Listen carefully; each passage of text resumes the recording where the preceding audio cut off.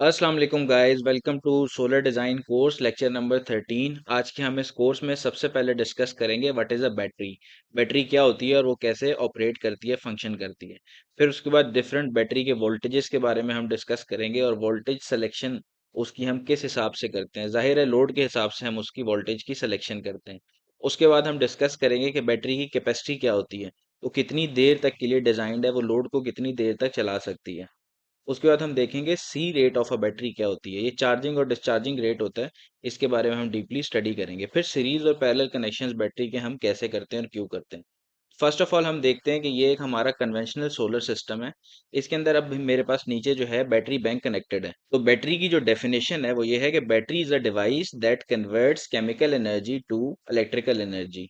ये chemical energy को electrical energy में स्टोर करके रखती है और वाइस वर्सा जब हमें लोड को चलाना होता है तो ये इलेक्ट्रिकल एनर्जी में कन्वर्ट कर देती है केमिकल एनर्जी को यूजिंग इन्वर्टर, क्योंकि इन्वर्टर जो है डीसी को एसी में कन्वर्ट कर देता है। और बैटरीज हमारी एक्सपेंसिव होती है and they account for almost 40% of the cost of the system. अब ये मेरे पास एक बैटरी की डायग्राम है जिससे आपको अंडरस्टैंड कर सकते हैं कि एक पॉजिटिव टर्मिनल है, एक नेगेटिव टर्मिनल है, इलेक्ट्रोलाइट सॉल्यूशन है इसमें। और सोलर बैटरीज जो होती हैं वो जनरली अवेलेबल होती हैं 6 वोल्ट, 12 वोल्ट, 24 वोल्ट और 48 वोल्ट्स में। ये हम सेलेक्ट कैसे करते हैं? विद रिस्पेक्ट टू लोड हम सेलेक्ट करते हैं। तो वोल्टेज की सिलेक्शन हमारी कैसे होती है? बेसिकली वोल्टेज हमारे पास जो बैटरी के अवेलेबल हैं वो ये 3 वोल्टेज अवेलेबल हैं, जिसमें से जो 12 वोल्ट वाली डीसी बैटरी है वो स्मॉल इंस्टॉलेशन और लोड्स अप टू 1200 वोल्ट तक के लिए यूज किए जाते हैं। जो हमारी सेकंड बैटरी वोल्टेज है 24 वोल्ट, वो हम यूज़ करते हैं मीडियम इंस्टॉलेशंस के लिए और load between 1200 watt to 2000 watt, यहाँ तक के लिए हम इसको यूटिलाइज करते हैं। और जो हमारी लार्ज इंस्टॉलेशंस होती हैं 48 वोल्ट और 96 वोल्ट, उसके लिए हम बैटरीज को यूज़ करते हैं जिसका लोड 2000 या उससे ग्रेटर हो। ये वॉट्स में बात हो रही है। तो इस तरीके से हम वोल्टेज की सिलेक्शन करते हैं डिफरेंट बैटरीज में अपने सोलर सिस्टम को इंस्टॉल करने के लिए। अब ये एक हमारा स्टैंडर्ड सोलर सिस्टम है जिसमें हमारे पास चार्ज कंट्रोलर होता है, इन्वर्टर होता है, ऑप्शनल जनरेटर होता है, होम है और उसके साथ पैनल्स कनेक्टेड हैं।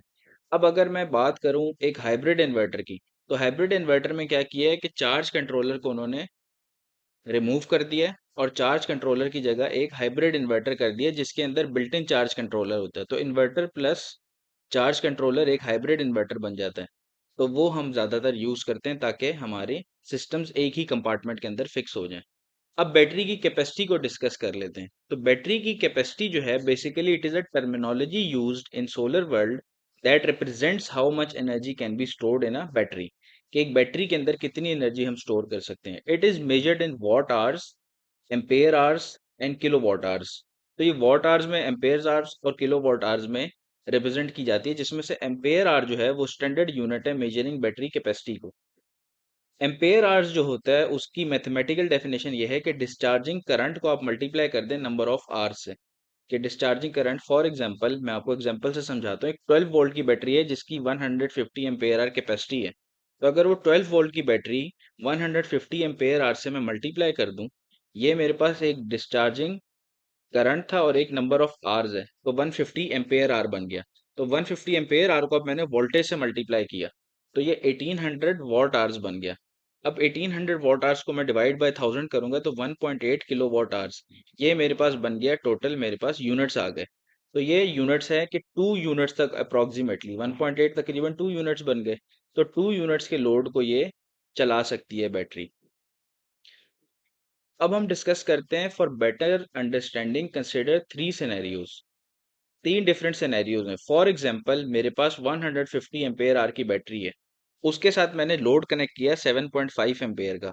तो 7.5 एम्पेयर का जो लोड है वो 20 आवर्स तक उसको चला सकती है। 20 आवर्स को मल्टीप्लाई करेंगे 7.5 के साथ तो ये 150 एम्पेयर आवर्स बनेगा। अब इसी तरह 10 आवर्स को मल्टीप्लाई करें 15 एम्पेयर के साथ तो ये 150 एम्पेयर आवर बनेगा। इसी तरह 5 आवर्स को मल्टीप्लाई करें 30 एम्पेयर के साथ तो 150 एम्पेयर आवर बनेगा। यानी कि ड्यूरेशन कम अगर आप करते रहेंगे तो लोड आप ज़्यादा चला सकते हैं। अगर 20 आवर्स के लिए चलाना है तो 7.5 एम्पेयर का लोड होगा, 10 आवर्स के लिए 15 एम्पेयर का और 5 आवर्स के लिए 30 एम्पेयर का लोड होगा। इसी तरह अगर मैं डिस्कस करूं सी रेट, इसको हम और डिफाइन करते हैं इस तरह से कि charging discharging rate of a battery. ये क्या चीज़ है? तो ये C rating is the maximum continuous discharge rate that the battery can support. The rating is obtained by connecting load to a battery making it dead in 5, 10, 20 hours period. अब हम load को connect कर देते हैं किसी भी battery के साथ, फिर देखते हैं कि कितनी देर में वो बैटरी जो है बिल्कुल डेड हो जाती है। तो इससे हमें पता लग जाएगा कि वो कितने आवर्स तक परफॉर्म कर सकती है। For example 150 ampere hour battery और C10 रेटिंग की है। तो C10 रेटिंग का मतलब है कि वो 15 एम्पेयर का लोड चलाएगी 10 आवर्स तक। तो 15 इंटू 10, 150 एम्पेयर आर कैपेसिटी उसकी बन गई। इसी को मैं अगर नीचे टेबल से डिस्कस करूं तो अब यहाँ पर लेफ्ट पे देखें, C/10 का मतलब है कि 10 आवर्स तक के लिए ये बैटरी लोड को चला सकती है। C5 का मतलब है 5 आवर्स।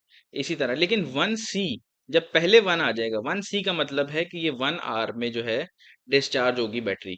अब 2C का मतलब क्या है, वो इसको हम इधर से डिस्कस कर लेते हैं। 2C का मतलब है कि 1 वहीं पर ही रहेगा अपनी जगह पर, डिवाइडेड बाय जो उसके पीछे 2 लगा हुआ है वो उससे डिवाइड हो जाएगा। तो 0.5 आवर्स 30 मिनट्स बनते हैं। तो यहाँ पर देखें 30 मिनट्स लिखा हुआ है, 30 मिनट्स इसका डिस्चार्ज पीरियड है। अब इसी तरह जो है मेरे पास 3C होगा तो 0.33 आवर्स है, इसको मिनट में कन्वर्ट कर लें तो ये 20 मिनट्स बनते हैं। इसी तरह 4 का एंड सो ऑन। तो ये हमारे पास एक बैटरी का चार्ट था जिसको C रेटिंग भी कहते हैं। अब C10, C20, C100, 150 ampere hours की अगर मैं स्टैंडर्ड बैटरी कंसीडर करूं तो C10 means it will last for about 10 hours. 15 ampere load है, if acted otherwise it will decrease battery life.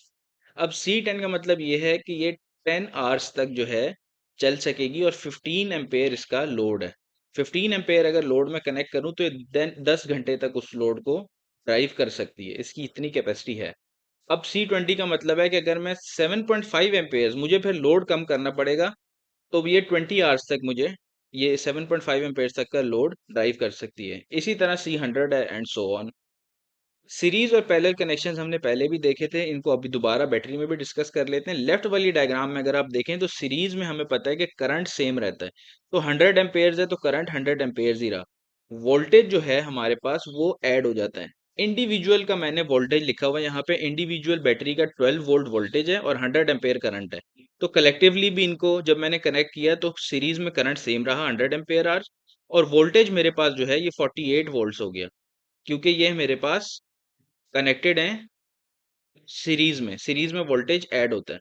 अब मैं अगर पैरेलल में आ जाऊं तो पैरेलल में मेरे पास 400 एम्पेयर्स जो है ये मेरे पास करंट ऐड हो गया, और मेरे पास जो वोल्टेज है वो क्या रहा, वोल्टेज मेरे पास सेम रहा। पैरेलल में वोल्टेज 12 वोल्ट रहा और करंट ऐड हो गया 400 एम्पेयर्स, जो कि मैंने यहाँ पर भी मेंशन कर दिया 400 एम्पेयर्स हो गया।